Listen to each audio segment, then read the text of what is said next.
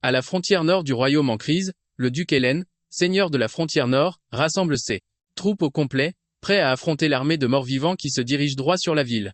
Faisant face à l'armée de morts-vivants, il réalise que celle-ci est bien au-delà de ce que lui et ses soldats peuvent gérer. Parmi eux se trouve le chevalier mort-vivant Durian, qui terrorise quiconque croise sa route. On dit que Durian est si puissant que même 10 chevaliers de haut rang, combattant jusqu'à la mort, ne garantissent pas une victoire contre lui. Les soldats voient cela et commencent à paniquer. Ils disent au duc qu'ils n'ont aucune chance contre l'armée de morts-vivants, et qu'il vaudrait mieux battre en retraite. Les soldats pensent qu'il serait préférable de préparer un siège plutôt que d'affronter l'armée de morts-vivants de front. Le duc comprend leur peur car il a peur lui aussi, mais il informe ses hommes que le mur nord est tombé. Déjà, ils sont la dernière ligne de défense, et si les morts-vivants percent jusqu'aux portes de la ville, c'en est fini. Hélène dit à ses soldats que peu importe ce qu'ils font, ou comment ils le font, ils doivent s'assurer de retenir l'armée de morts-vivants. Soudain, un cavalier inconnu dépasse les troupes à toute vitesse et se dirige droit vers l'armée de morts-vivants. Les soldats sont choqués de voir cela, se demandant qui peut bien être celui qui charge ainsi sur les morts-vivants, sans la moindre prudence. Soudain, il leur vient à l'esprit que c'est Yurin Rox. Yurin Rox a été envoyé pour les aider depuis le marquisat du sud des Rocs. Apparemment, ce cavalier insouciant, Yurin Rox, est notre protagoniste, et il se bat avec des dagues. Ils connaissent les capacités de Yurin, mais les soldats doutent qu'il puisse faire quoi que ce soit contre Durian. Ils en concluent que Durian ne tombera jamais face à des dagues, mais ils n'ont pas fini de tirer leur conclusion que Yurin frappe le chevalier mort-vivant avec sa dague. La dague se plante dans la tête de Durian, qu'il tient dans sa main. Étonnamment, la tête est projetée en l'air, et Durian commence à fondre. Cela laisse tout le monde abasourdi, et ils refusent de croire à ce qui se déroule sous leurs yeux. Yurin ne s'arrête pas là. Il continue de lancer des dagues sur les soldats zombies, et un par un, ils fondent. En un rien de temps, Yurin se retrouve tout seul, tandis que tout ce qu'il y a devant lui n'est que poussière laissée par les corps des zombies. Les soldats qui observent essaient de se réveiller de ce qui leur semble être un rêve, mais réalisent bientôt que c'est la réalité. Ils se demandent si Yurin est un saint envoyé pour les sauver par les cieux. Yurin les entend l'appeler un saint, et cela le fait rire car ils sont loin de la vérité. Après avoir vaincu les morts-vivants, Yurin s'immobilise pour vérifier ses stats sur l'écran de statut. D'après les informations sur l'écran de statut, il réalise qu'il a gagné des points d'expérience. Apparemment, il a utilisé un poison appelé montagne d'os de feu. C'est un poison qui fait même fondre la moelle des morts vivants. Parce que Yurin vient de l'utiliser, le poison a gagné une tonne de expérience. Yurin ne voit pas d'inconvénient à tout prendre tant que cela lui est utile. 6 mois avant cela, notre protagoniste avait ouvert les yeux pour se retrouver dans une chambre étrange. Il est sur un lit king size à l'intérieur d'une chambre luxueuse. Il a soudainement entendu quelqu'un l'appeler jeune maître. Il lève les yeux et voit une belle chevalière debout devant lui. Il admire encore sa beauté quand il réalise que les vêtements qu'elle porte semblent étranges. La chevalière lui demande s'il se sent bien et avant qu'il ne puisse répondre, elle mentionne qu'elle va appeler le prêtre. Alors qu'elle se retourne pour partir, Yurin la rappelle en lui disant qu'il aimerait lui demander quelque chose. Cependant, la chevalière l'ignore simplement et sort de la pièce. Après son départ, Yur sort du lit et se dirige vers le miroir. C'est là qu'il est frappé par la plus grande des surprises. Il hurle d'agonie quand il réalise qu'il est un type joufflu et moche, avec une tête à claque. Yur commence à remettre en question tout ce qu'il sait, se demandant où son beau corps d'âge mûr a bien pu disparaître. Il n'arrive pas à croire qu'il s'est transformé en un sale gosse moche et potelé. Il commence à paniquer, se demandant s'il est dans un rêve ou quelque chose du genre. Il pense à se rendormir pour pouvoir se réveiller dans son corps d'origine. Lorsque le prêtre entre dans la pièce, il est accompagné par le chef de la maison et la chevalière. Le chef de la maison a l'air absolument terrifiant alors qu'il toise Yurin du regard. Le prêtre tient la main de Yurin pour vérifier son pouls. Pendant que le prêtre fait cela, le chef de la maison traite Yurin de honte totale, se demandant pourquoi il a finalement décidé de se réveiller. Yurin est paralysé par la peur en se demandant qui est cet homme effrayant.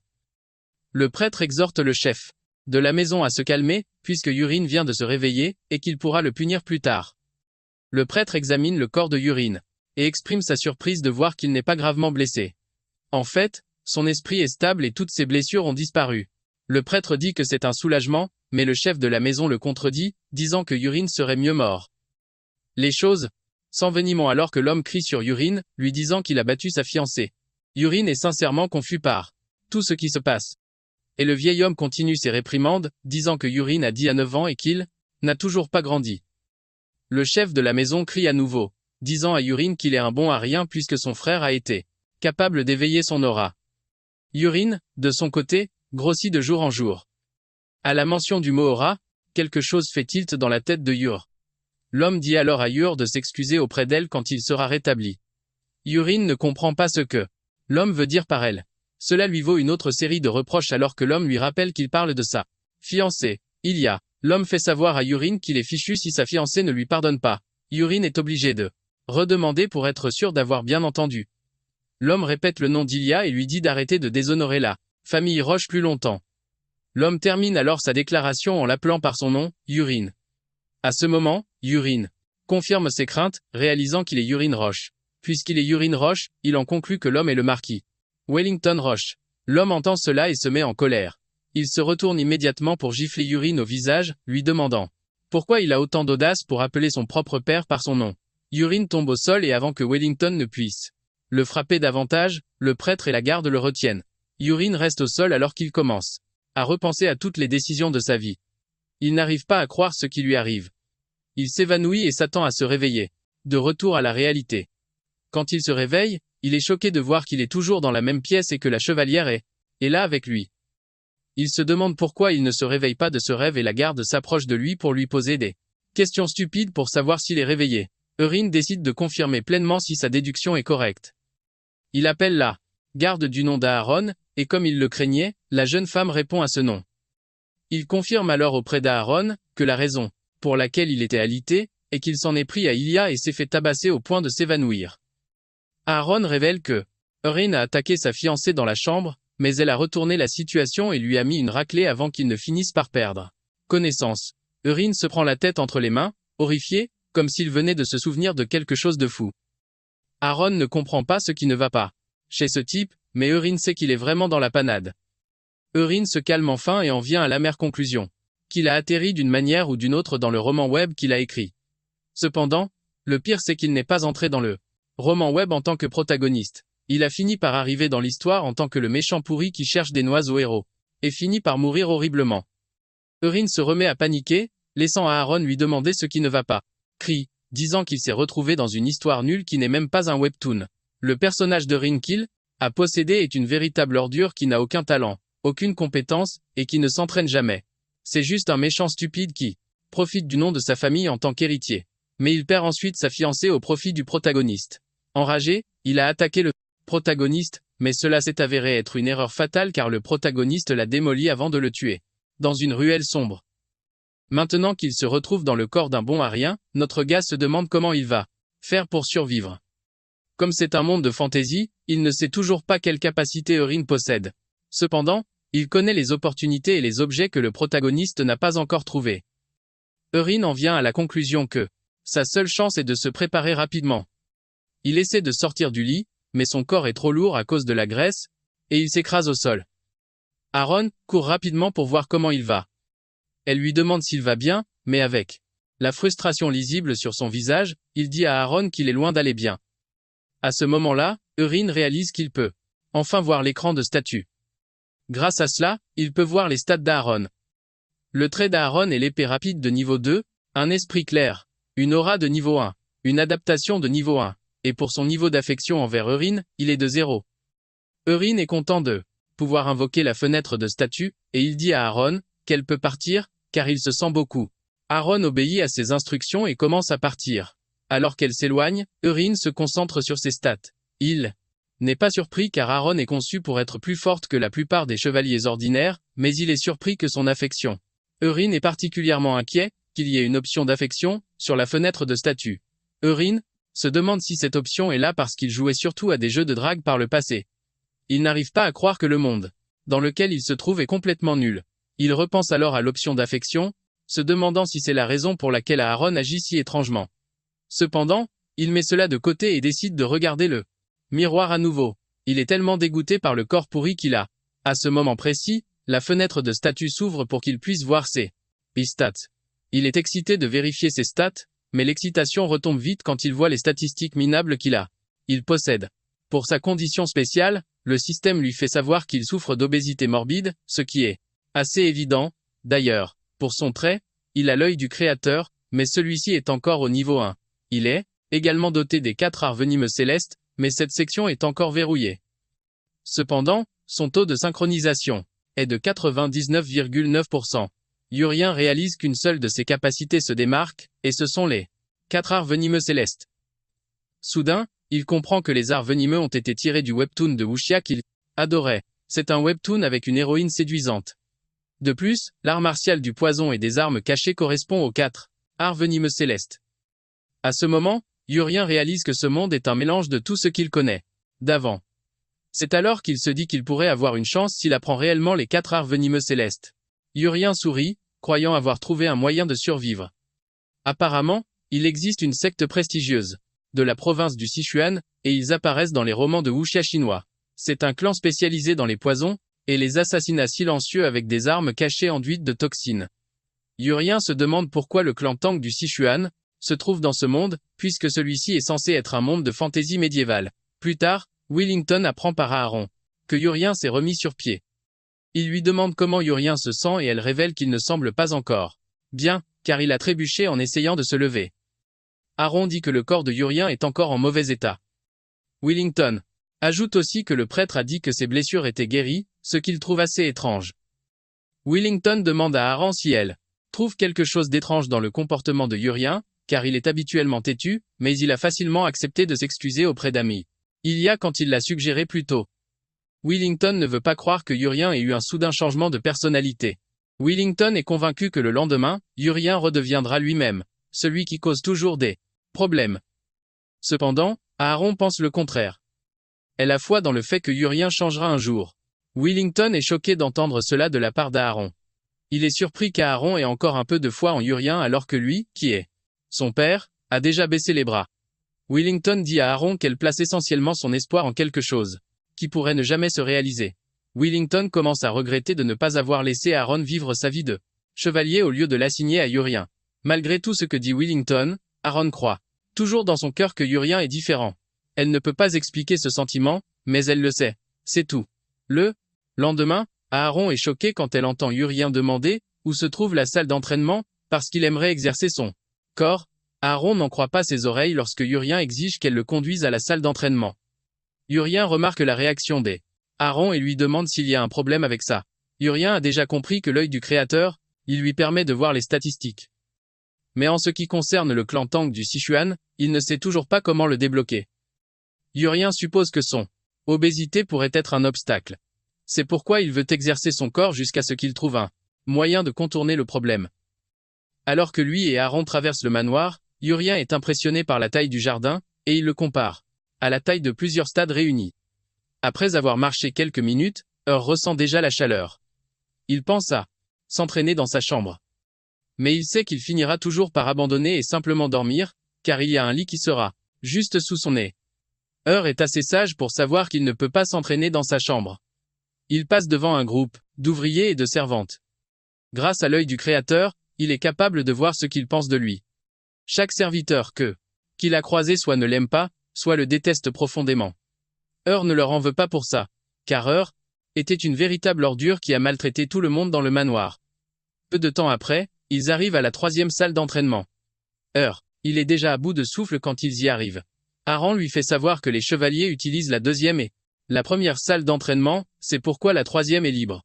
En entrant dans la salle d'entraînement, il réalise que quelqu'un est en train de s'entraîner là-bas. Il vérifie l'affinité du type et se rend compte qu'il est le pire qu'il ait rencontré jusqu'à présent. Le type ne se contente pas de ne pas l'aimer, il le déteste et veut le tuer. Le type est Réa au long, et dès qu'il voit il commence à marcher vers lui pour le saluer. Il fait comme si de rien n'était puisque Aaron est là, mais au fond de lui, sait que le type est impatient de lui arracher la tête. Réa demande à ce qu'il fait là, mais panique, l'appelant par son nom. Réa sourit, puis il prend Aaron à part pour lui demander si quelque chose s'est passé entre lui et Réa. Aaron est surprise qu'Heur ne se souvienne pas de ce qu'il a fait. Apparemment, quelques années, le père d'Heur l'a forcé à s'entraîner. Heur était furieux à cause de ça, et il a fait venir Réa. Réa n'était encore qu'un apprenti à l'époque. Heur a fait une de ses saloperies habituelles et a laissé une cicatrice sur le visage de Réa en riant comme un fou. Après qu'Heur ait fait cela, son père a pratiquement renoncé à l'entraîner. En entendant cela, Heur réalise que son ancien lui était vraiment un sale type. Ur n'est pas prêt à rester là pour voir ce que Rhea va lui faire. Il suggère qu'il s'enfuit d'ici. Il demande à Aaron s'il y a une autre salle d'entraînement qu'il peut utiliser seul. Aaron révèle qu'il y a une 4e salle, mais elle est très éloignée et l'équipement est de mauvaise qualité. Aaron dit que c'est principalement un terrain vague, mais Ur déclare que c'est exactement ce qu'il veut. Puisqu'il veut perdre du poids, il veut le faire de la bonne manière. Réalisant qu'elle ne peut pas le faire changer d'avis, elle n'a d'autre choix que de l'emmener à la 4e salle d'entraînement. Ils arrivent au terrain d'entraînement, et Ur est surpris de trouver des couteaux de lancer sur la table. Ur se souvient que le clan Tang du Sichuan est spécialisé dans le lancer de couteaux et les petites armes. Il ramasse un des couteaux, espérant qu'il pourra en faire quelque chose de bien. Ur le saisit avec habileté et utilise toute sa force pour lancer le couteau. Cependant, le couteau n'atteint pas la cible avant de tomber. Ur est embarrassé par cela et il se retourne pour regarder Aaron, lui disant qu'il a juste lancé le couteau pour s'amuser et que ce n'était rien de sérieux. Ur réalise que la première chose sur laquelle il doit travailler est son endurance. Il décide que courir autour du terrain d'entraînement devrait aider. À cela, Aaron reste là, le regardant fixement, pendant qu'il essaie de se racheter du moment embarrassant où il s'est mis tout seul. Ur commence à courir autour du terrain, disant à Aaron qu'elle est libre de s'entraîner comme elle le souhaite. Cependant, Urien manque de s'évanouir après quelques tours sur le terrain d'entraînement. Plus tard, son père apprend qu'il a commencé à s'entraîner et cela le choque. Cependant, il ne pense pas que ça va durer très longtemps. Étonnamment, Urien est toujours en train de s'entraîner après 3 semaines. Wellington n'arrive pas à croire que son fils n'a pas manqué un seul jour d'entraînement depuis qu'il a commencé. En seulement 3 semaines d'entraînement constant, Urien a perdu beaucoup de poids et son apparence a énormément changé. Wellington est maintenant fier et il commence enfin à appeler Urien son fils. Wellington réalise que sans la graisse corporelle, Urien est plutôt beau. Wellington se demande si son fils a vraiment changé ses habitudes. Même Urien se tient devant le miroir de sa chambre pour s'admirer. Il se rend compte qu'il a perdu beaucoup de poids. Mais même avec cela, le trait du clan Sichuan Tang refuse toujours de se débloquer. Il décide de se donner un mois, et si ça ne se débloque pas d'ici là, il volera tout ce qui est destiné au protagoniste. Un instant plus tard, Aaron entre dans la chambre avec le repas de Urien. Le plat s'appelle en gros la soupe Sherin, mais contrairement à son nom, elle est très utile. C'est un plat nutritif et revigorant, excellent pour brûler les graisses et développer les muscles. Dans la famille Rox, il est naturel pour eux d'en manger après chaque séance d'entraînement. Urien n'arrive pas à croire qu'il doit encore manger de la soupe Sherin. Aaron lui demande s'il en a déjà marre de la soupe et il répond que oui. Il mentionne qu'il mange cette soupe depuis 3 semaines d'affilée sans manger quoi que ce soit d'autre. Aaron le fixe droit dans les yeux avec un air sévère et effrayant. Elle lui demande ce que il veut vraiment. Elle veut savoir s'il désire devenir un chevalier ou simplement perdre du poids. Urien déclare qu'il aimerait devenir un chevalier, et Aaron lui dit qu'il n'a pas le choix que de manger la soupe Sherin. Chef de la maison en mange encore après son entraînement. Aaron dit à Urien d'arrêter de se plaindre et de simplement manger la soupe. Urien n'a pas d'autre choix que d'accepter après le sermon d'Aaron. Urien n'est être pas à l'aise avec la soupe, mais il sait qu'elle l'a aidé au cours des 3 semaines. Urien décide de continuer à manger la soupe jusqu'à ce qu'il en ait marre. Il prend une cuillerée dans l'assiette et au moment où il la mâche, il remarque quelque chose d'étrange. Il comprend que le goût de la soupe est très différent des autres jours. Cependant, il continue de manger jusqu'à ce que la fenêtre de statue s'ouvre soudainement, informant Urien qu'il a ingéré du poison. Urien est choqué de voir cela, mais il s'avère que c'est une bénédiction car cela remplit la condition pour débloquer le clan Sichuan Tang. Urien lève les yeux et sourit car il sait que c'est le début de son grand voyage. Wellington se tient à sa fenêtre comme d'habitude pour admirer son formidable fils. À ce moment-là, quelqu'un frappe à la porte et l'homme ordonne d'entrer. Il s'avère que c'est sa seconde épouse Kaya et elle a apporté du thé. Elle a remarqué que son mari fixait quelque chose et lui a demandé ce qu'il regardait et il a menti en disant qu'il regardait le magnifique jardin. Kaya saisit alors l'occasion de se vanter en disant qu'elle a pris un soin tout particulier du jardin. Le marquis joue le jeu, disant à Kaya que ses talents sont impressionnants. C'est alors que Kaya a recours à ses instincts féminins en s'approchant du marquis pour l'enlacer par derrière. Elle le serre dans ses bras, demandant quand il compte choisir son fils Colin comme héritier, tout comme il l'avait mentionné auparavant. Kaya suggère que le marquis le fasse assez rapidement puisqu'il a déjà décidé. Le marquis la choque alors, en lui disant que cela pourrait prendre plus de temps qu'il ne le pensait. Kina devient plus sérieuse, rappelant au marquis qu'il a promis de nommer Colin son héritier dans le mois. Wellington admet l'avoir dit, mais dit à Kina qu'elle a dû entendre parler du fait qu'Urine a soudainement repris ses esprits. Comme Urine est le fils aîné, Wellington pense qu'Urine peut se révéler Être un bon successeur. Kina affiche un faux sourire, disant à son mari qu'elle a aussi entendu parler du soudain changement d'urine. Elle dit qu'elle est heureuse que le garçon ait enfin repris ses esprits. Willington se met à rire, disant à Kina qu'il ne croit pas qu'il ait été ramené à la raison par une correction de sa femme. Kina revient alors au sujet du successeur, lui demandant ce qu'il compte faire. Willington dit qu'Urine ne s'entraîne que depuis 3 semaines, et qu'il aimerait l'observer un peu plus longtemps avant de prendre sa décision. Cependant, il promet à Kina qu'il cédera immédiatement le poste d'héritier à Colin si Urine retourne à ses anciennes habitudes. Après avoir entendu cela, Kina se retourne pour partir, disant à son mari qu'elle l'attendra dans la chambre. Elle sort de la pièce et elle est tellement furieuse qu'elle en tremble, et elle jure de montrer à Urine de quoi elle est capable. Maintenant, dans le présent, Urine comprend enfin que la condition pour débloquer l'accès au Sichuan-Tang est d'ingérer du poison, et il vient de le faire. Il regarde alors la fenêtre de statue pour savoir ce qui a été mis dans la soupe qu'on lui a donnée. Apparemment, la soupe contient une herbe spéciale, et celle-ci provoque la paralysie. C'est une herbe médicinale, mais elle contient une petite quantité de toxines. L'herbe est inoffensive pour les adultes en petite quantité, mais une consommation régulière mène à la paralysie et tue ensuite la cible. Urine est en train de regarder l'écran de statue quand Aaron entre dans la pièce lui demandant si la nourriture ne l'intéresse plus. Urine s'excuse et commence à manger la soupe à la hâte. Cependant, il reste avec la question de savoir qui a bien pu mettre le poison dans la nourriture. Il est certain qu'il ne peut pas être tué par le poison, mais il sait que quelque chose a changé dans le scénario de l'histoire. C'est alors qu'il réalise que Colin n'a pas encore été nommé héritier, ce qui était censé se produire à ce moment de l'histoire. Il se demande si la nomination d'un héritier a été retardée parce qu'il a commencé à s'entraîner, et que la personne qui a mis le poison dans la nourriture ne l'aime pas et vient très probablement du camp de Colin. Après avoir fini de manger, le système l'informe que le poison paralysant faible a été débloqué pour. Urine se tourne vers Aaron, lui disant qu'il a fini le repas et que c'était si bon que ça l'a ému aux larmes. Lui dit qu'il veut être un peu seul et sans discuter. Aaron s'excuse et quitte la pièce, encourageant Urine à se reposer. Après le départ d'Aaron, Urine se tient devant le miroir et exige que le clan Sichuan-Tang lui apparaisse. À ce moment précis, les statistiques d'Urine apparaissent juste devant lui. Il a acquis quelques compétences, dont l'empoisonnement. Léger, mais son statut de surpoids est toujours présent. De plus, son taux de synchronisation a chuté à 97%. Urine se concentre alors sur d'autres traits, et il se rend compte qu'un tas de traits sont encore verrouillés. Il ne peut toujours pas accéder aux techniques les plus puissantes car elles exigent que d'autres conditions soient remplies. Urine est stupéfait par le nombre de poisons qui sont à sa disposition, et le dernier niveau sur le panneau est le niveau 30. Pour atteindre le niveau 30, il doit débloquer les niveaux supérieurs. Cependant, il a besoin d'une technique interne pour débloquer celle de base. Urine réalise que le clan Tang utilise en fait l'énergie interne pour manier le poison. Il consulte ensuite la section des arts martiaux où il réalise qu'il peut choisir l'une des 4 techniques disponibles. Il y a les arts du poison sombre, les arts de l'aiguille de tonnerre, les 10 000 venins, et l'énergie divine. Urine sait immédiatement quel est le bon choix pour lui car il est un grand fan de l'histoire du clan Tang. Les arts du poison sombre se concentrent sur le poison tandis que les arts de l'aiguille de tonnerre se concentrent sur les armes de jet. Quant à l'énergie divine des 10 000 venins, elle est plus longue à maîtriser.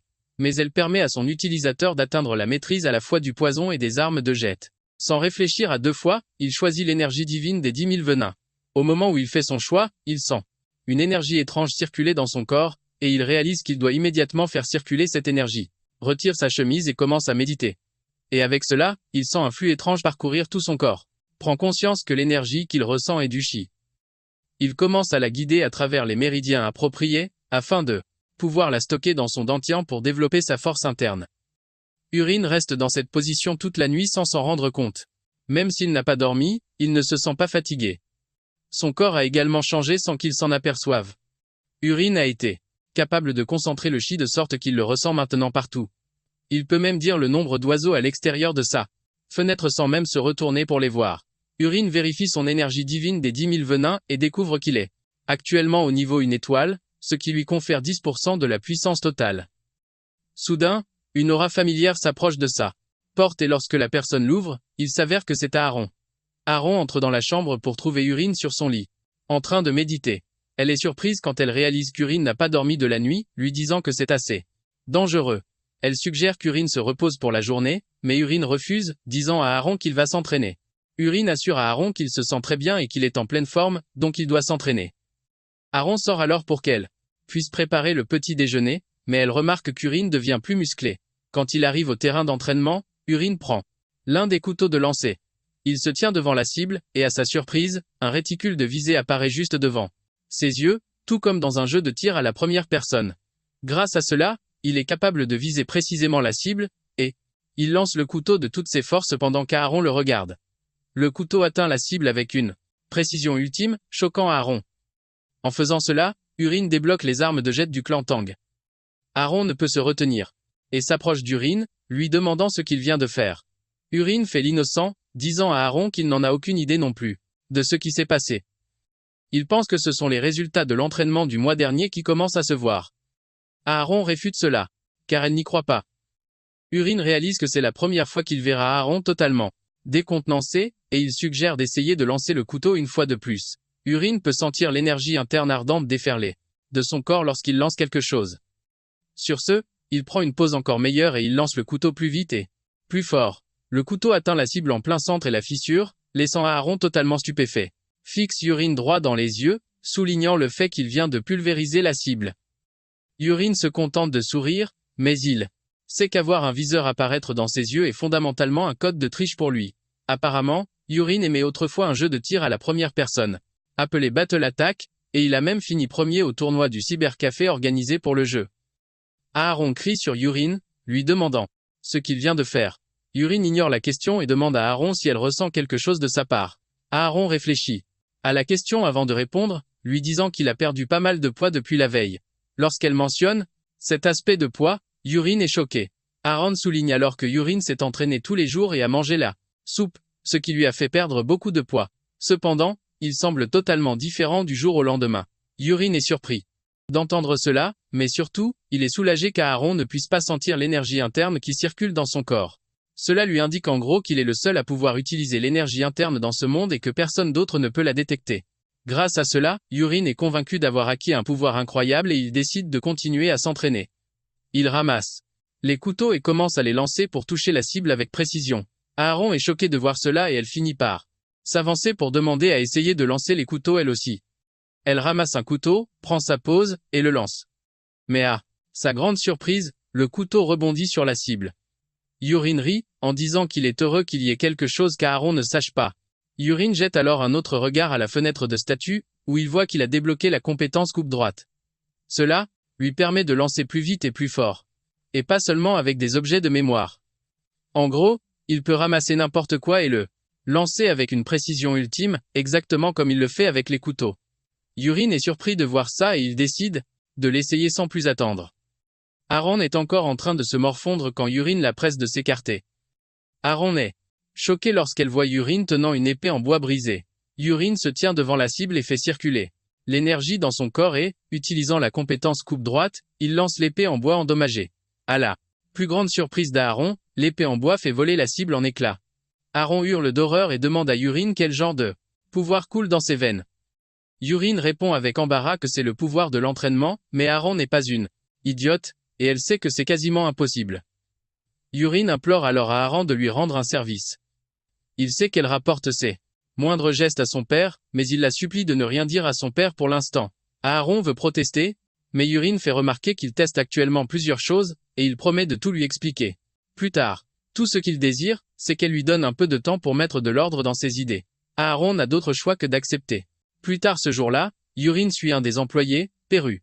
En utilisant l'œil du créateur, il comprend que le gars utilise du poison, mais son affinité envers lui est neutre. Urine comprend immédiatement que Perru est la personne qu'il recherche, car c'est le seul qui peut facilement mettre du poison dans sa nourriture sans que personne ne s'en rende compte. En utilisant la flèche qui flotte dans sa main, Urine parvient à viser Perru et le frappe avec un poison paralysant qui laisse un halo vert. Perru se fait frapper avant même de comprendre ce qui se passe. Il s'écrase au sol et s'évanouit pendant qu'Urine est fier de lui. Grâce à la fenêtre de statue, Urine peut voir que l'effet du poison paralysant durera une heure. Urine attrape le type inconscient et l'emmène dans un entrepôt tranquille. Quand le type se réveille enfin, il voit Urine debout devant lui, et il a l'air vraiment menaçant. Urine sourit diaboliquement, et Perru sait déjà ce qu'il attend. Pour lui, Urine somme alors Perru de répondre honnêtement à ses questions s'il veut vivre un jour de plus. Il lui demande s'il est celui qui a mis du poison dans sa soupe. Urine dit à Perru de cligner des yeux une fois si la réponse est correcte, mais si elle est fausse, Il doit cligner 2 fois. Il lui redemande s'il est celui qui l'a empoisonné et il cligne 1 fois. Il enchaîne ensuite en demandant si le poison était de l'herbe d'Anyang et Perru cligne à nouveau 1 fois. Urine est content que Perru coopère avec lui et il passe à la question suivante, où il demande à Perru si c'est Kina qui lui a demandé de procéder à l'empoisonnement. Perru cligne 2 fois, indiquant que ce n'était pas Kina. Urine s'énerve et sort un couteau, disant à Perru de bien réfléchir car il vaudrait mieux pour lui de ne pas lui mentir.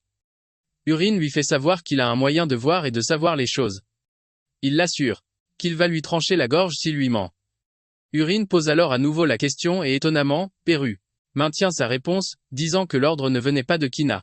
Urine comprend que Perru ne ment pas, mais il se retrouve à se demander qui a bien pu ordonner son empoisonnement.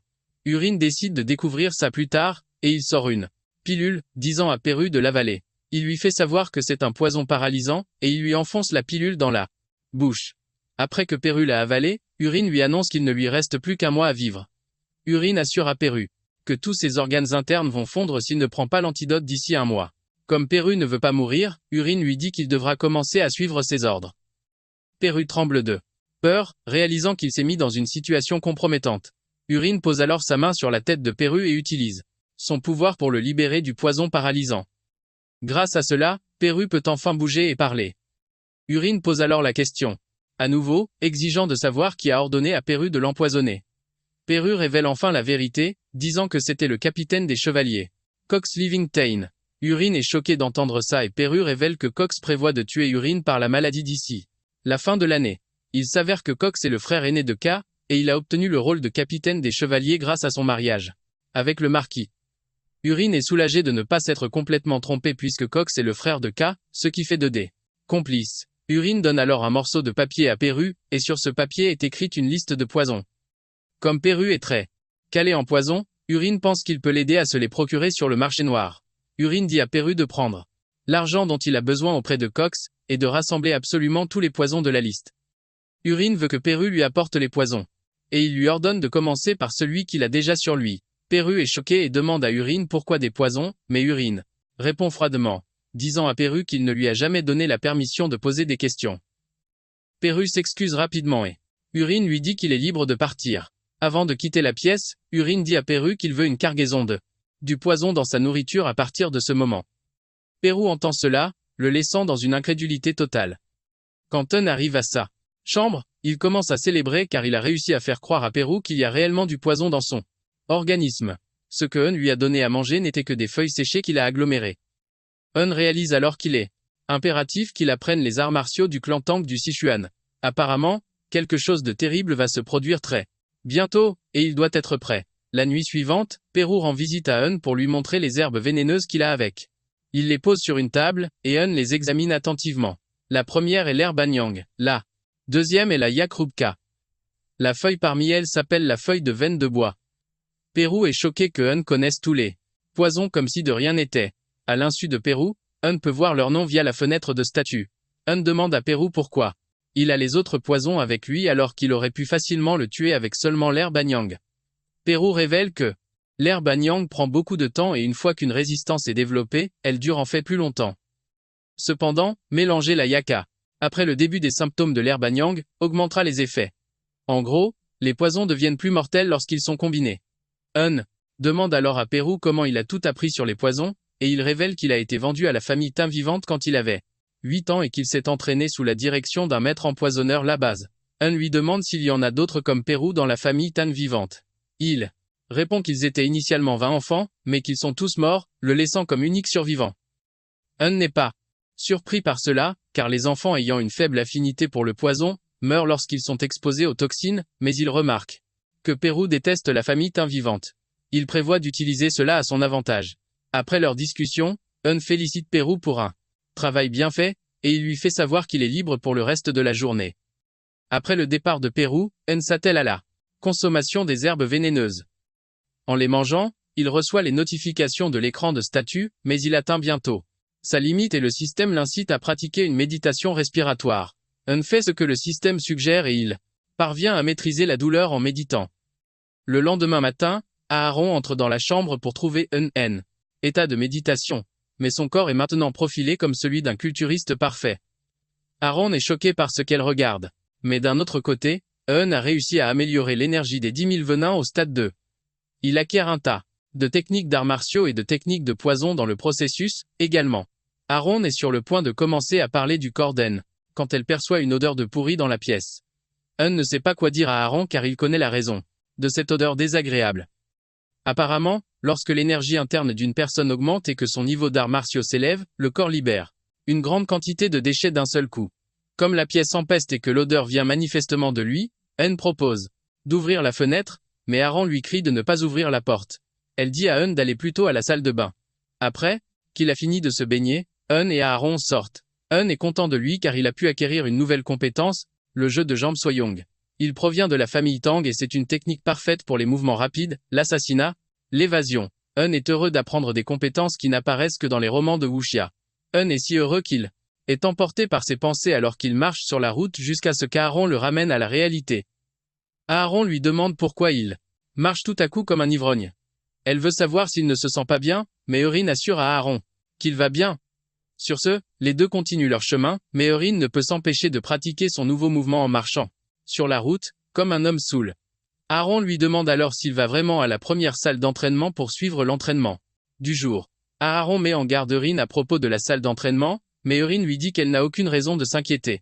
Eurin prétend qu'il y va seulement pour observer comment les autres chevaliers mènent leurs entraînements quotidiens.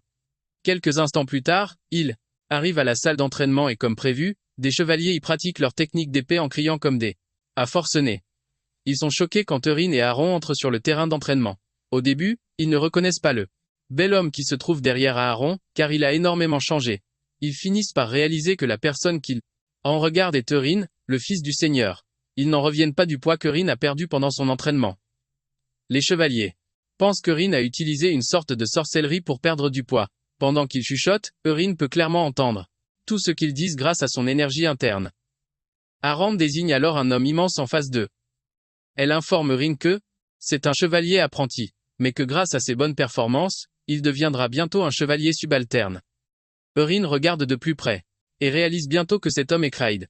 C'est un personnage principal du roman et il devient plus tard un allié du protagoniste. Eurin ne savait rien de la vie de Kraid avant sa rencontre avec le héros. Eurin est satisfait du fait que Kraid soit au manoir, car cela pourrait s'avérer bénéfique pour lui plus tard. Cependant, il se concentre sur autre chose pour le moment. Tous les chevaliers dans la salle d'entraînement le détestent et la plupart d'entre eux veulent simplement tuer Eurin. Eurin les dévisage en se demandant s'ils vont lui servir de cobaye. Eurin prend une épée et décide de commencer avec un poison nommé poison à effet prolongé. Il est encore au niveau 1, et une fois ingéré, il se propage à tous les organes en quelques instants. Il active le poison et frappe à distance l'un des chevaliers avec. Le chevalier s'écrase sur le sol pendant que ses amis lui demandent s'il va bien. Il lui demande s'il a besoin d'aller aux toilettes, mais il dit non tout en se roulant par terre de douleur. Les chevaliers réalisent la gravité de la situation et suggèrent immédiatement d'appeler un prêtre. Soudain, le chevalier se relève en disant que la douleur a disparu. Les autres sont choqués et se demandent si leurs camarades se moquaient d'eux. Le chevalier essaie de leur faire comprendre qu'il n'était pas en train de simuler, et qu'il souffrait réellement, mais aucun d'eux ne le croit. Eurin a vu comment cela fonctionne et il décide d'essayer la fumée tueuse d'âme. C'est une fumée qui crée des illusions, provoquant la peur et la confusion dans une zone définie. Les chevaliers grondent encore leurs camarades pour avoir faim la douleur quand Eurin les frappe avec la fumée tueuse d'âme. Immédiatement, toutes les personnes dans la zone d'effet commencent à paniquer. Apparemment, un monstre effrayant se tient devant eux, prêt à les dévorer. Il tombe au sol, se pissant dessus pendant qu'Eurin Rio. Loin. Aaron, quant à elle, ne comprend pas du tout ce qui se passe. La situation devient encore pire pour les chevaliers affectés alors que plusieurs monstres apparaissent devant eux, les tourmentant. Quand Eurin a eu sa dose de plaisir, il lève l'illusion, car il ne veut pas attendre que les chevaliers commencent à s'attaquer les uns les autres.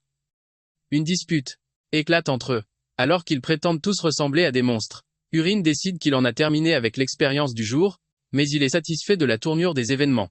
Eurin dit alors à Aaron qu'il est temps pour eux de rentrer. Aaron est choqué car ils n'ont rien fait de significatif depuis leur arrivée.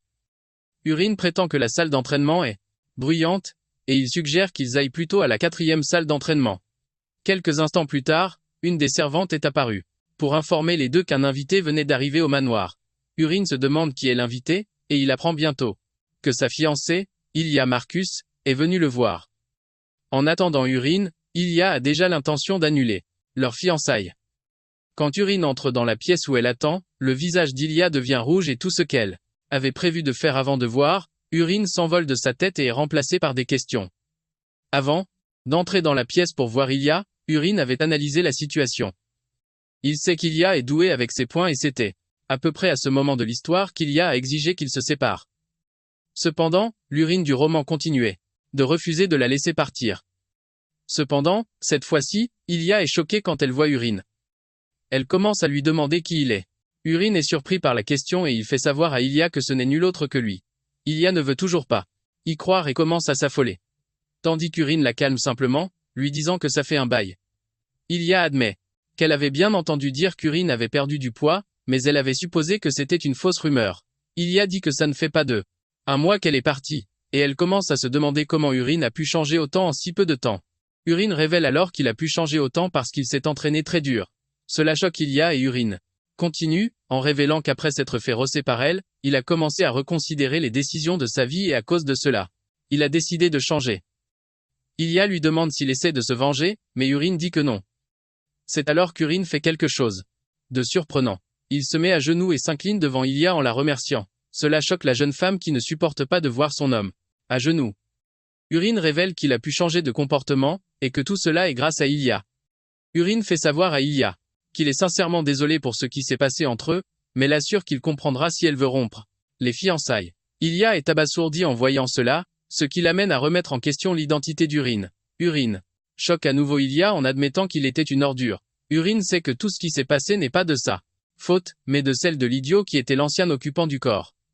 Cependant, la raison pour laquelle Urine met autant d'ardeur à demander pardon est qu'Ilia n'est pas une simple héroïne, mais son trait de reine de l'épée combiné à son propre trait la rend de plus en plus forte avec le temps.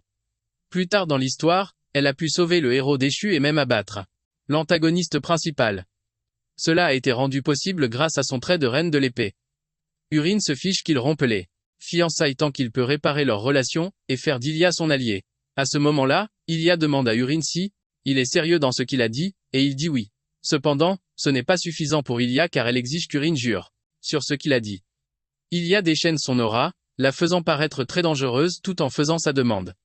Urine ne peut pas croire qu'Ilia va l'étouffer avec son aura effrayante, mais il semble qu'il ait déjà vu cette scène quelque part auparavant.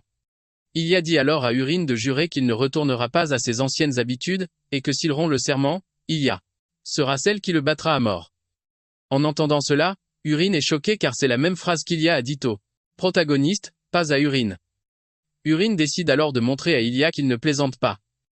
Il active les 10 000 poisons et l'énergie de son corps consume l'aura d'Ilia. Urine dit alors à Ilia qu'il jure de ne pas retourner à ses anciennes habitudes. Le visage d'Ilia devient rouge à force de rougir, mais elle parvient à se contenir, et elle dit à Urine qu'elle le surveillera. Elle lui fait savoir qu'une erreur de plus de sa part et les fiançailles seront rompues. Urine est choquée que Ilia ne rompe pas les fiançailles. Quand Ilia rencontre Wellington dans ses appartements, l'homme est également choqué tout comme Urine en apprenant qu'Ilia ne rompra pas les fiançailles. Le marquis est obligé de demander à Ilia pourquoi elle ne rompt pas les fiançailles. Ilia mentionne alors que son père lui a toujours dit que les gens ne peuvent pas être changés. Et, quand elle a entendu la rumeur selon laquelle Urine avait changé, elle était curieuse. Elle se demandait s'il était redevenu le faible et gentil Urine qu'il était quand il était enfant. Mais à sa plus grande surprise, Urine était une personne complètement différente. À cause de cela, Ilia prend le risque de faire confiance à Urine une fois de plus. Cependant, Ilia fait savoir au marquis qu'elle battra Urine à mort s'il retourne un jour à ses anciennes habitudes. Le marquis est soulagé d'entendre cela et il exhorte Ilia à bien prendre soin d'Urine. Ilia se lève pour partir, et le marquis l'incite à rester quelques jours, mais elle refuse, révélant que elle a déjà dit à son père qu'elle venait pour rompre les fiançailles. Le marquis suggère alors qu'elle devrait au moins voir Urine s'entraîner avant de partir, mais elle refuse à nouveau, disant qu'elle ne veut pas le distraire. Plus tard ce jour-là, le marquis appelle Urine dans sa chambre. Il le taquine quand il entre dans la pièce, lui demandant qui il est.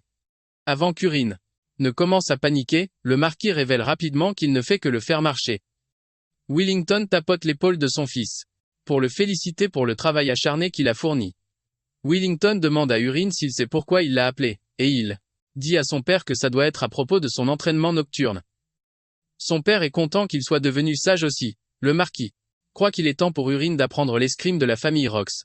Juste à ce moment, Urine dit au marquis que Il a quelque chose d'important à l'informer concernant la question de l'entraînement de chevalier. Au lieu de s'entraîner pour devenir un chevalier, Urine choque son père en disant qu'il veut apprendre les arts du lancer au lieu de l'escrime. Son père devient immédiatement furieux, disant qu'il ne peut pas permettre cela car c'est une technique de bas étage utilisée par les voleurs. Le marquis prétend qu'avec une technique de lancer, il ne pourra pas transpercer l'armure d'un chevalier, sans parler des corps de monstres effrayants. Urine fait immédiatement une suggestion, disant à son père qu'il devrait faire un pari. Il veut qu'il parie sur le fait qu'il puisse attraper ou non la bête Borak avec une dague.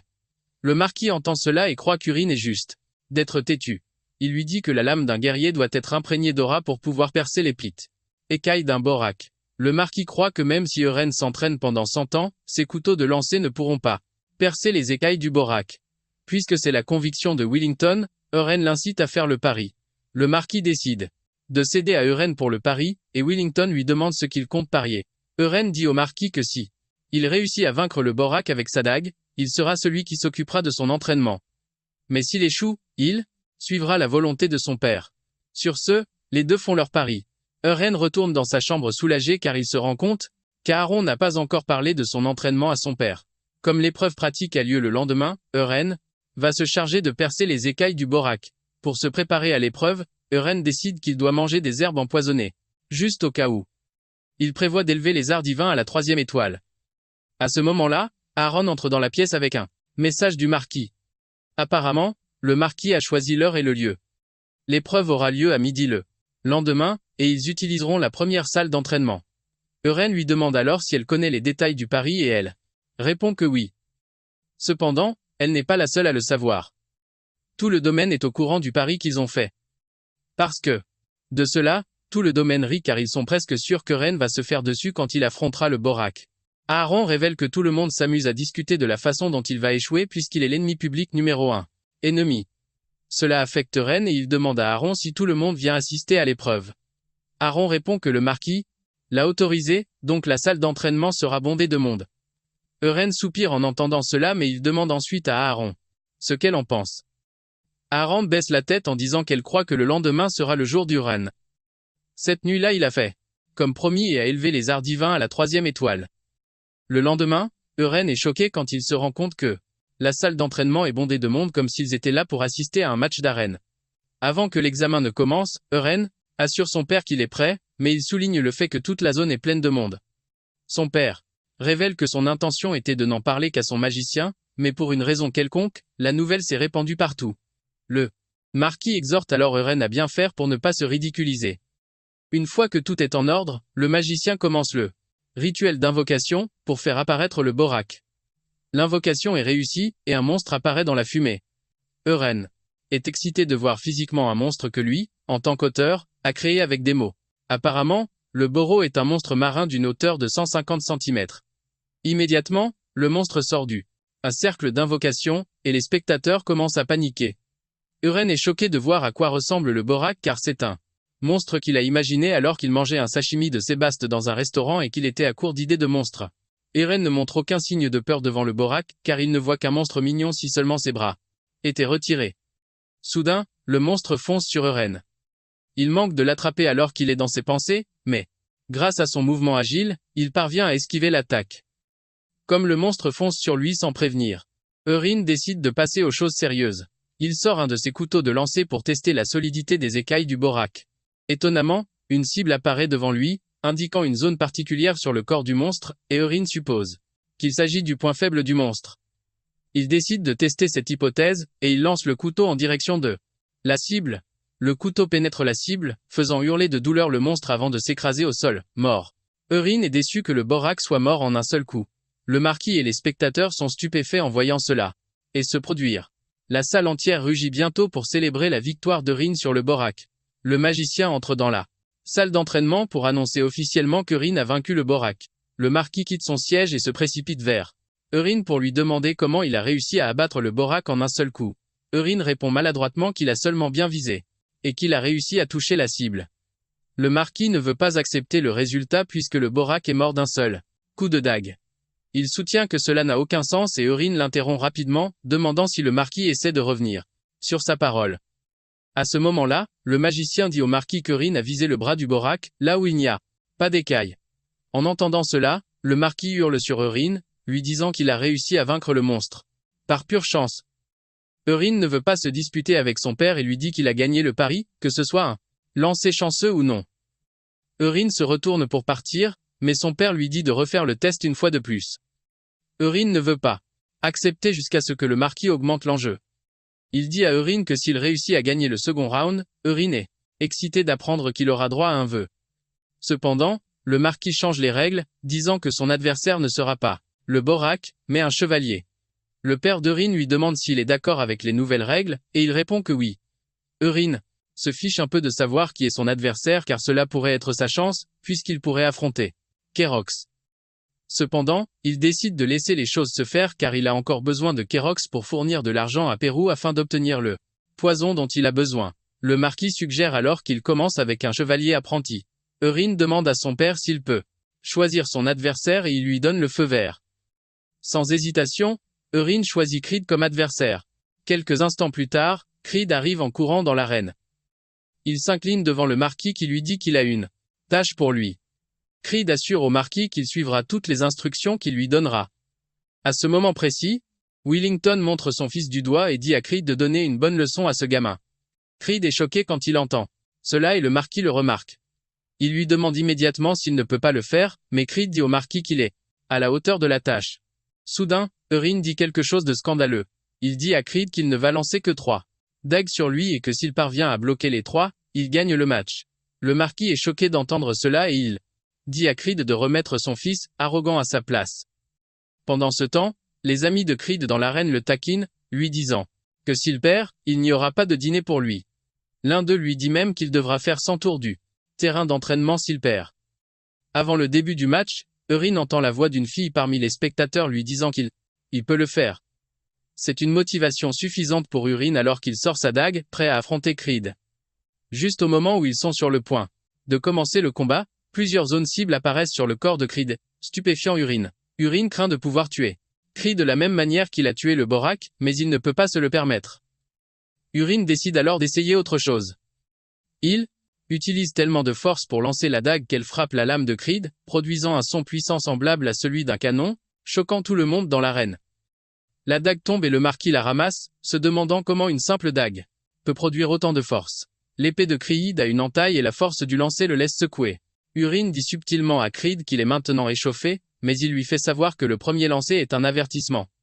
Eurin lui fait savoir que le prochain lancer sera puissant. Eurin pense que Creed ne mourra pas de ce qu'il s'apprête à faire, puisqu'il est un personnage secondaire important. Eurin lance alors sa dague une nouvelle fois et alors qu'elle tournoie vers Creed, il essaie de la bloquer avec son épée, mais cela provoque une forte détonation et un nuage de fumée.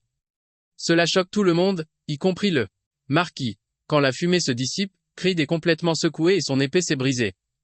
L'épée de Creed tombe de sa main, et le marquis s'approche de son fils. Il exige qu'ils aillent parler en privé, mais Eurin rappelle à son père que le combat n'est pas encore terminé puisqu'il lui reste encore une dague.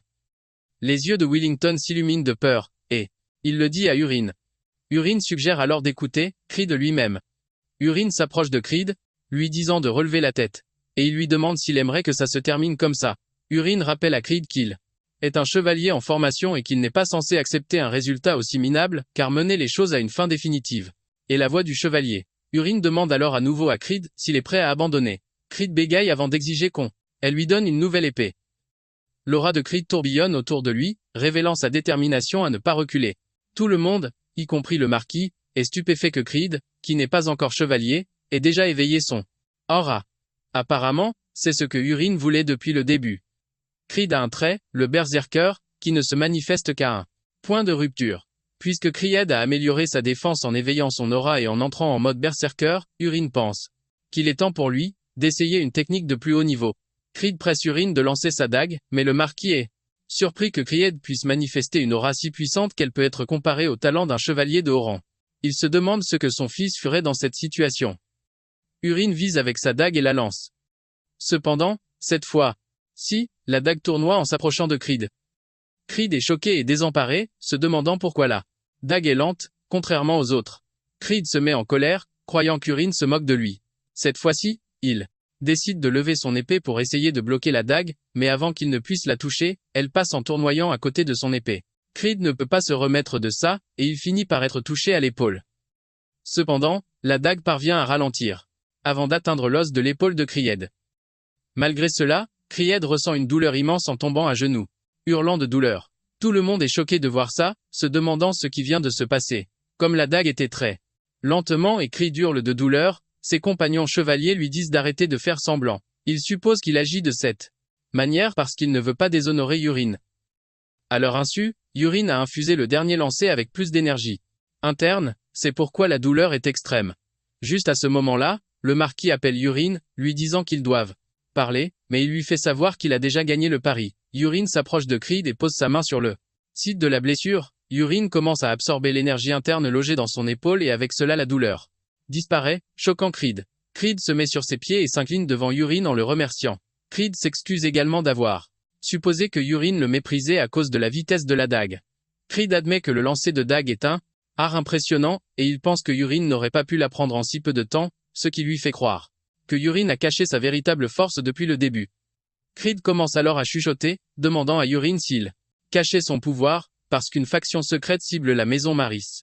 Quand Yurine entend cela, il comprend pourquoi. Creed est toujours seul. Creed est le genre de type qui aime vraiment les théories du complot. Creed s'incline alors devant Yurine, l'assurant qu'il sera là pour l'aider quand il voudra se battre contre l'organisation secrète. En raison de leur courte interaction, le niveau de faveur de Creed pour Yurine grimpe à 26%. Yurine est heureux d'entendre cela et il assure à Creed qu'ils se reverront. Alors que Yurine s'éloigne, Creed crie, disant à Yurine qu'il va répandre la nouvelle qu'il est un type bien. Yurine, de son côté, est content de se rapprocher de Creed parce qu'il détruira un jour l'ordre des chevaliers tout seul. Aaron s'approche de Yurine et le félicite pour son excellent travail. Elle mentionne ensuite qu'elle n'a jamais vu cette technique. Yurine lui explique rapidement que c'est une nouvelle méthode et il lui demande ce qu'elle en pense. Aaron admet qu'elle aussi aurait été vaincue si elle avait affronté la technique pour la toute première fois. Cependant, elle est convaincue qu'elle peut maintenant la bloquer. Yurine sait que ce n'est pas un bluff de la part d'Aaron. Apparemment, Aaron a un trait appelé miroir clair qui lui permet de s'adapter rapidement aux situations et aux scénarios. Yurine demande alors à Aaron si la vie qu'elle mène actuellement lui convient, car si elle ne le servait pas comme assistante, elle pourrait facilement devenir une chevalière de haut rang. Aaron est surprise, et elle exige de savoir pourquoi Yurine pose soudainement une telle question. Plus tard, Yurine rencontre le marquis dans son bureau. Willington crie sur son fils pour qu'il l'appelle père, chaque fois qu'ils sont seuls, car être si formel les fait se sentir. Yurine accepte maladroitement, et il s'adresse à l'homme, en l'appelant père. Le marquis interroge alors Yurine sur la technique qu'il a utilisée pendant le duel. Il a parcouru les archives et n'a rien trouvé en rapport avec le type de technique que Yurine a utilisé. L'homme dit que Yurine ne s'entraîne que depuis un mois, ce qui rend la chose quasiment impossible d'apprendre une telle compétence en si peu de temps. Le marquis exige que Yurine lui dise la vérité, mais Yurine sait qu'il ne peut évidemment pas lui dire quelle est la vérité. Cependant, il avait déjà préparé quelque chose au cas où quelque chose comme ça se produirait. Yurine ment alors en disant qu'il a trouvé un livre en fouillant dans les archives de la famille, pour des méthodes d'entraînement efficaces.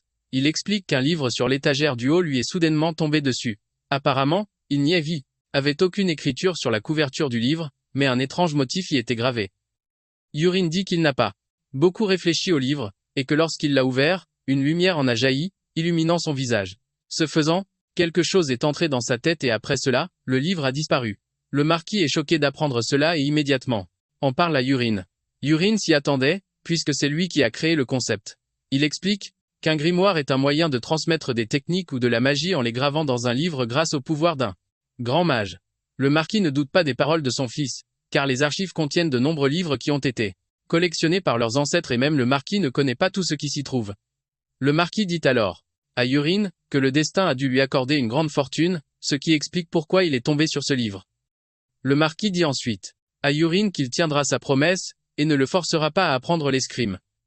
Quant à l'autre promesse, qui est un chouet, le marquis lui demande ce qu'il désire. C'est alors qu'il demande quelque chose qui choque son père. Il lui annonce qu'il veut le poste d'héritier, laissant son père bouche bée. Yurine est surpris par la réaction de son père, lui demandant s'il ne peut pas exaucer son vœu si c'est ce qu'il désire. Son père révèle que c'est en fait de son autorité de l'accorder. Yurine mentionne que l'expression de son père trahit autre chose, et il sait que son père hésite, car il sait que cela lui causerait des problèmes. De nombreuses personnes au sein du marquisat s'opposeraient à cette déclaration, en particulier Kina. Sachant à quel point son père serait embarrassé, il lui dit qu'il va la céder pour cette fois. Le marquis est soulagé de l'entendre et remercie Urine. En réalité, Urine n'est même pas intéressé par le poste de successeur car s'il devenait l'héritier, il devrait passer ses journées entières avec son père pour recevoir une éducation sur la gestion du marquisat, ce qui signifierait la fin de sa liberté. Au lieu de cela, Urine préférerait améliorer ses compétences et parcourir le monde à l'aventure. Son père demande alors à Urine de formuler un autre souhait, puisqu'il a renoncé au précédent. Urine informe son père qu'il a l'intention de créer son propre ordre de chevaliers. Le marquis est choqué par cette nouvelle et Urine révèle qu'il prévoit de nommer Aaron et Creed dans cet ordre en tant que et ses chevaliers. La requête étant moins compliquée que le poste de successeur, le marquis accède au souhait de Urine. Urine s'incline devant son père, en le remerciant.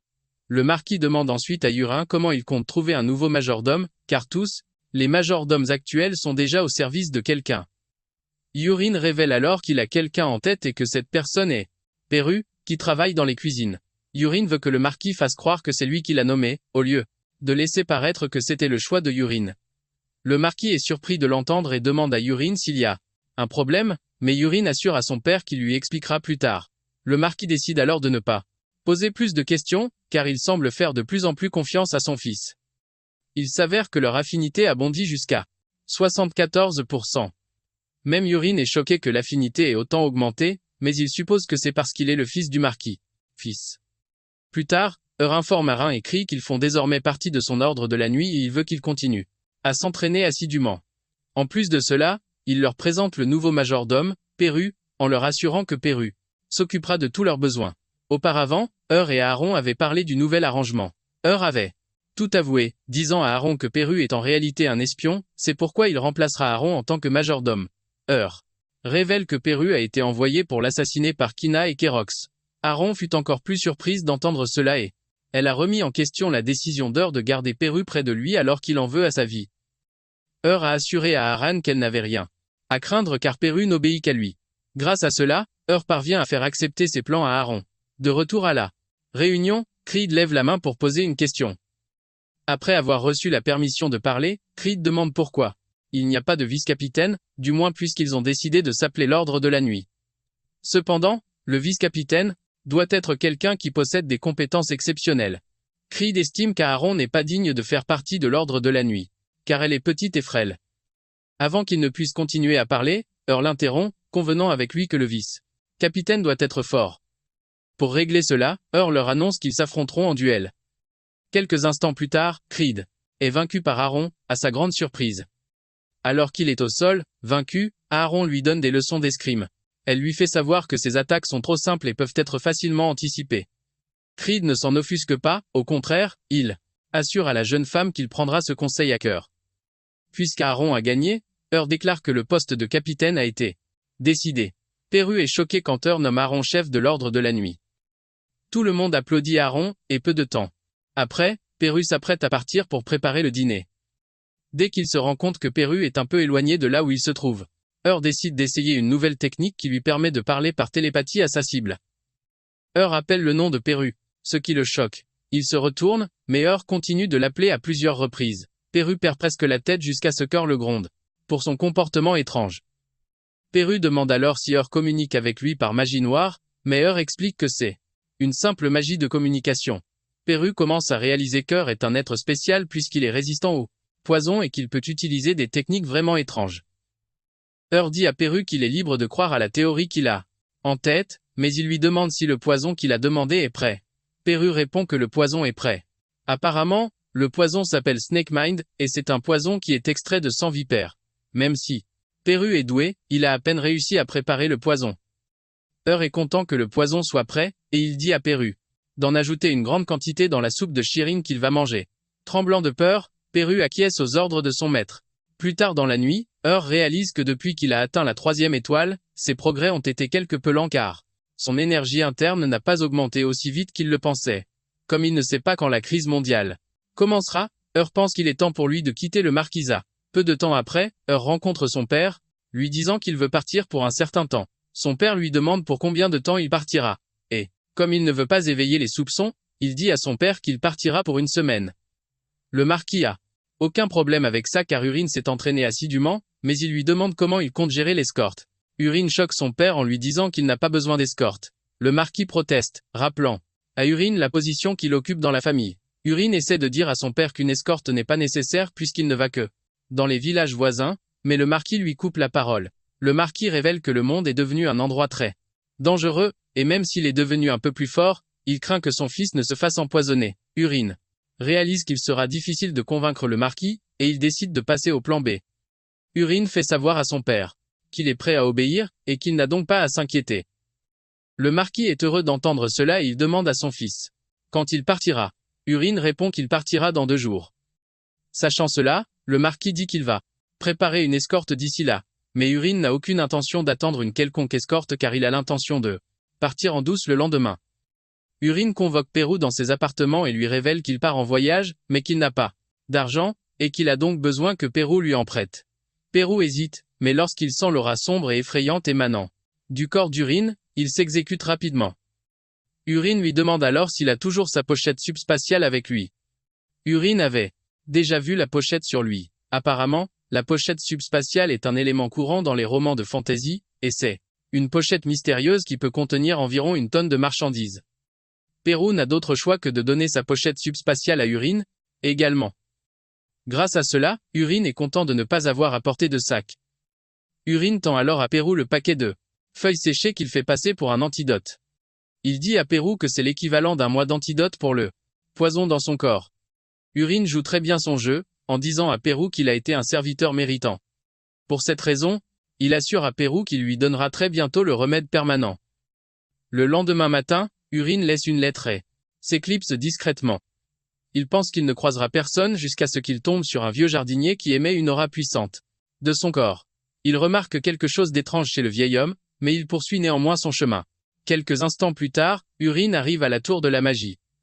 Il entre dans le bâtiment et lorsque le préposé lui demande ce qu'il désire, il lui dit en gros qu'il aimerait utiliser un portail de téléportation.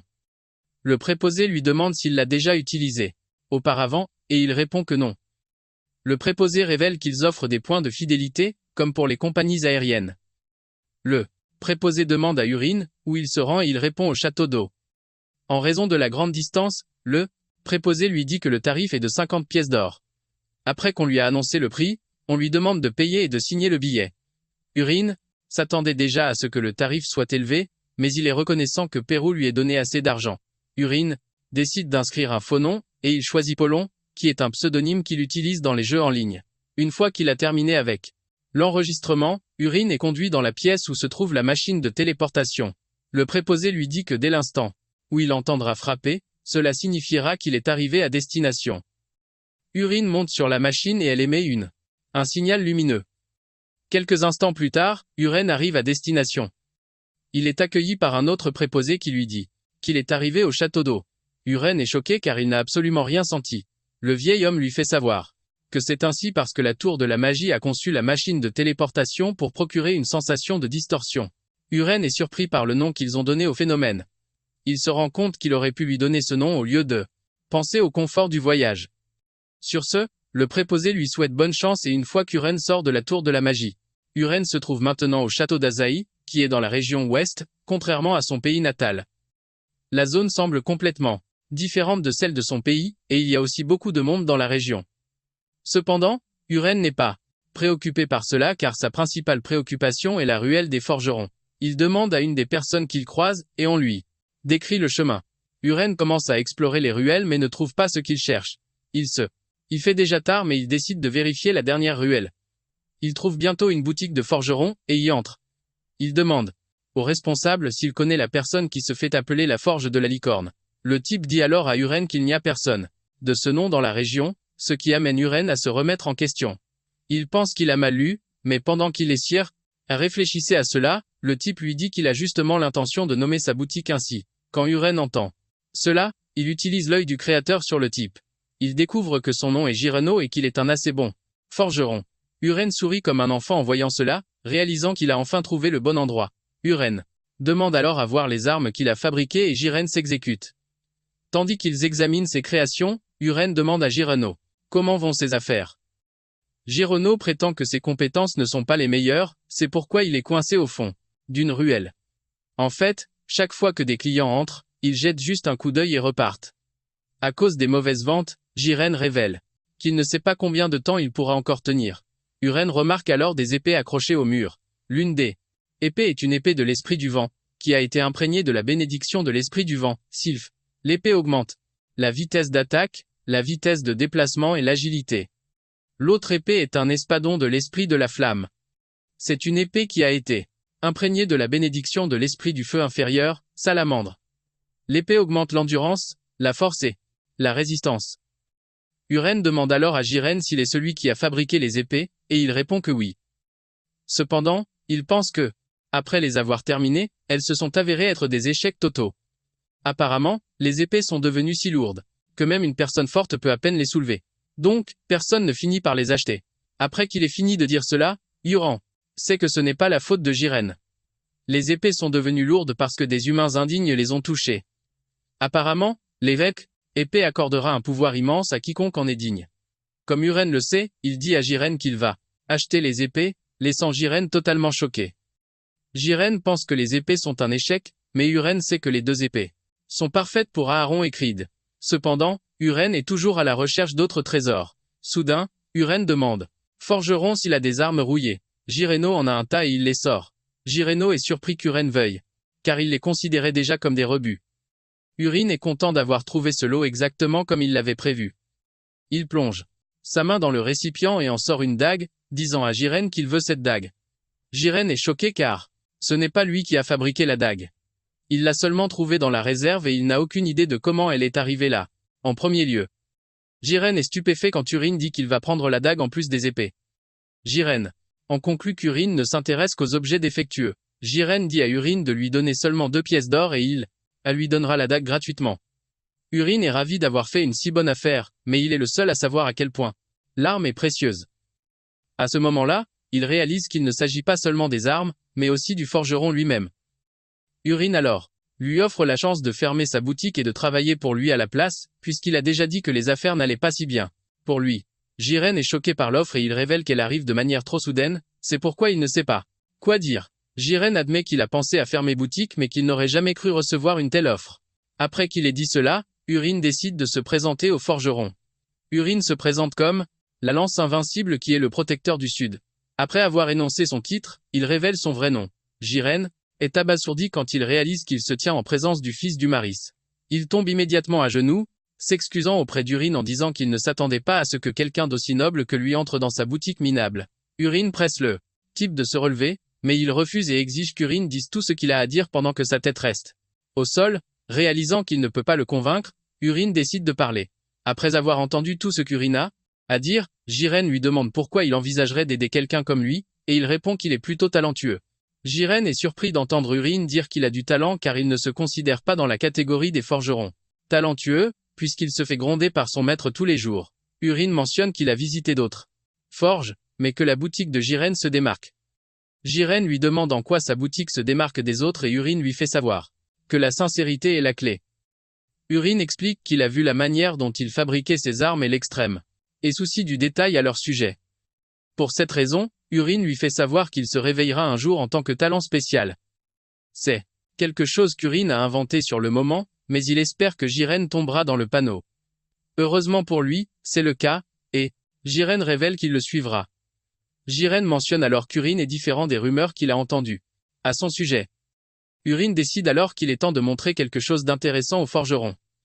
Jiren regarde Uren se piquer le doigt avec la dague et lui ordonner de s'éveiller. Il s'avère que la dague est la relique aux myriades de formes. Agnès. La mâchoire de Jiren tombe par terre quand la dague commence à léviter avec une aura blanche l'entourant. Le forgeron commence à se demander ce qui se passe.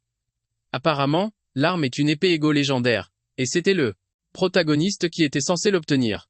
Le système demande à Uren s'il veut former un contrat avec Agnès, et il dit « oui ». À ce moment-là, l'arme se transforme en une molécule d'eau, et de l'intérieur, la voix d'une fille s'en échappe, exigeant pour savoir qui essaie de former un contrat avec elle. Agnès se moque d'Uren, lui disant qu'il est plutôt sans talent. Uren réalise bientôt qu'Agnès savait qu'elle était là et comment il connaissait aussi le sort pour la libérer. Uren répond qu'il l'a appris du grand prophète. Uren est celui qui a ajouté le prophète à l'histoire par souci de cohérence. Même si Urine mentionne cela, Agnès pense qu'il ment. Elle veut savoir pourquoi le grand prophète perdrait son temps avec une personne sans talent comme Urin. Agnès demande alors à Urin s'il sait ce qu'elle peut faire, et il répond que oui. C'est une question facile puisque c'est lui qui a défini les paramètres. Urine explique qu'Agnès peut diviser son corps en un corps principal et un corps secondaire, en tant que deux armes distinctes. Chacun de ces corps peut alors se transformer en n'importe quelle arme selon l'imagination du porteur. Pendant l'histoire principale, le héros se battait avec une épée et un bouclier. Et même si le corps secondaire était perdu, il retrouvait toujours son chemin vers le corps principal. Après avoir tout dit, Agnès suggère à Urin d'abandonner l'idée de la manier puisqu'elle ne peut être maniée que par le mana. À ce moment-là, Urine pointe un doigt vers Agnès, lui disant qu'elle est bruyante. Soudain, Agnès se transforme en bague et s'enroule autour du doigt d'Urin. Il s'avère qu'Urine a pu maîtriser Agnès parce que ses arts martiaux compensent son manque de mana. Urine demande alors à Juro de combien de temps il a besoin pour faire ses bagages, et il répond 2. Urine lui dit alors de le retrouver devant le château d'Azio dans 2 jours à midi.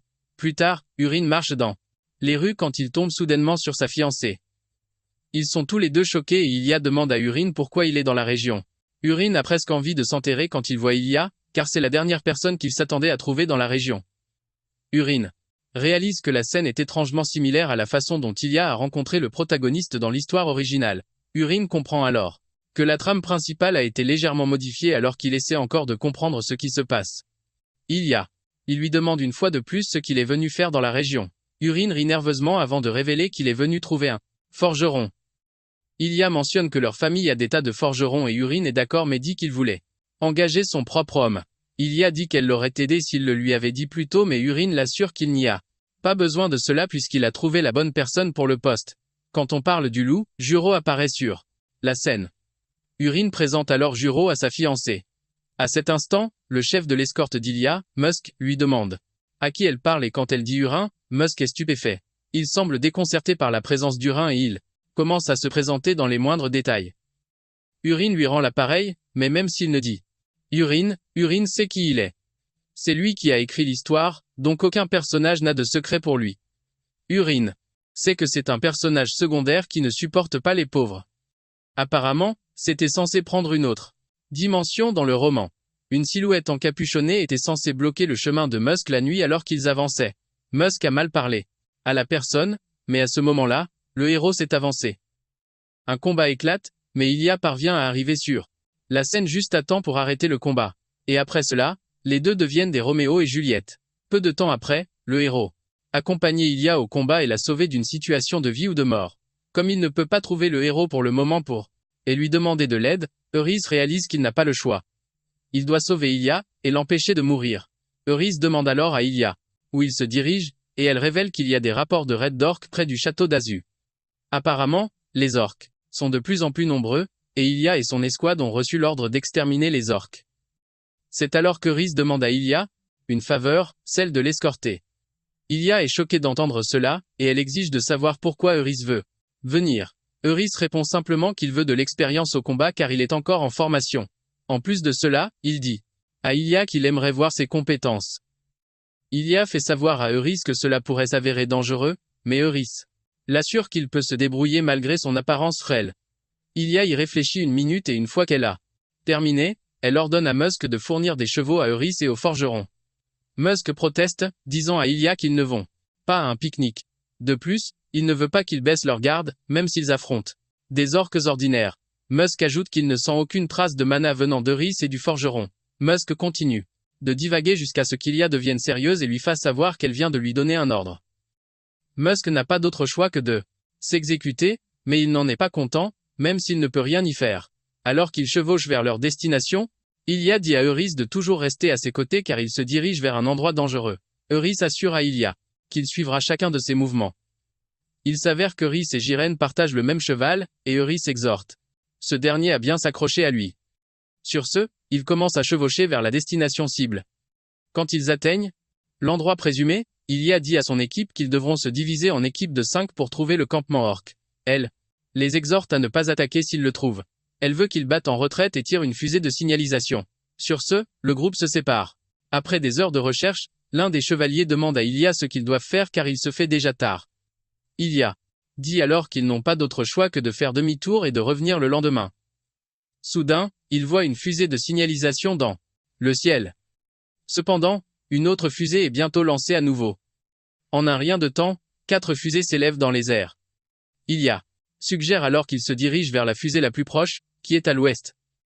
Son escouade la suit immédiatement, mais le temps qu'ils arrivent, tous les soldats sont déjà morts. Ilya est horrifié par la façon dont les soldats ont tous été tués. L'un des soldats remarque que l'armure sur leur corps a été brisée, les laissant se demander quel genre d'arme les a frappés.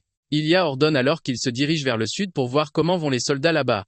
Au moment où ils y arrivent, ils découvrent la même scène horrible d'où ils viennent. Tous les soldats sont déjà morts et l'un des chevaliers suggère qu'ils se déplacent vers le prochain emplacement. Ilya est d'accord avec lui, mais Eurys les arrête, disant qu'ils ne peuvent pas bouger. Pour le moment, Ilya est choqué quand Eurys dit cela, se demandant ce qu'il voulait dire par là. Eurys souligne que les orques traquent leurs soldats et sont actuellement en train de gagner. Eurys fait savoir à Ilya qu'ils sont en infériorité numérique et n'ont aucune chance de gagner. Eurys veut qu'il tire le signal et rassemble le reste des troupes. C'est alors que un soldat crie sur Urine, lui disant de la fermer car il n'est personne. Le soldat reproche à Urine ce qui se passe actuellement. Pendant ce temps, Euragoniste s'est également fait insulter au même endroit. À cause de ça, les lecteurs étaient frustrés et ont grondé notre gars pour avoir fait traîner les choses, en entendant les soldats lui parler. De cette façon, le traumatisme d'Urine commence à se réveiller. Alors que le soldat continue de divaguer, Urine lui dit de se taire. Urine le frappe d'une attaque avant même qu'il ne puisse s'en rendre compte, et il tombe de son cheval. Urine lui dit de rester à sa place et de ne pas bouger. Le soldat est obligé de répondre à Urine comme à son patron, car il est déjà paralysé. Il lui dit ensuite de regarder et de voir. Urine lève la main et grâce à ça, le type peut à nouveau bouger. Dans l'histoire principale, Ilya n'a pas écouté le héros et a fait ce qu'elle pensait être juste. Cependant, Urine veut voir si ce sera différent. Cette fois-ci, il demande à Ilya quel sera son choix. Étonnamment, Ilya est d'accord avec Urine et elle ordonne à ses hommes de tirer immédiatement la fusée de signalisation bleue. Elle veut que les troupes se rassemblent là où ils sont. Les soldats s'exécutent et tirent les fusées en l'air. Les soldats commencent alors à s'occuper de leurs camarades tombés au combat pendant que le forgeron s'approche d'Urine pour lui dire qu'il est incroyable. Il dit qu'Urine a réussi à faire bouger les objets comme il le voulait, mais Urine ne considère pas ça comme un grand exploit. Il demande à Urine si les soldats vont les rejoindre, mais Urine lui fait savoir que la plupart des soldats n'y arriveront pas. Apparemment, Urine sait ce qu'il fait et il attend en fait que le vrai combat vienne à lui. Soudain, un soldat arrive vers leur position, disant à Ilya qu'Istra doivent s'enfuir. Le soldat a l'air absolument terrifié, comme s'il avait vu un fantôme. Derrière les soldats arrive une horde d'orques effrayants et puissants. Le simple nombre des orques donne des frissons dans le dos des soldats. Ilya se tourne vers Urine et s'excuse auprès de lui car il est sur le point de mourir et que tout est de sa faute.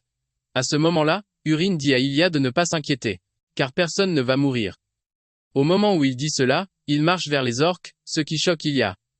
Ilya est confuse en regardant Urine s'approcher des orques avant d'invoquer Agnès.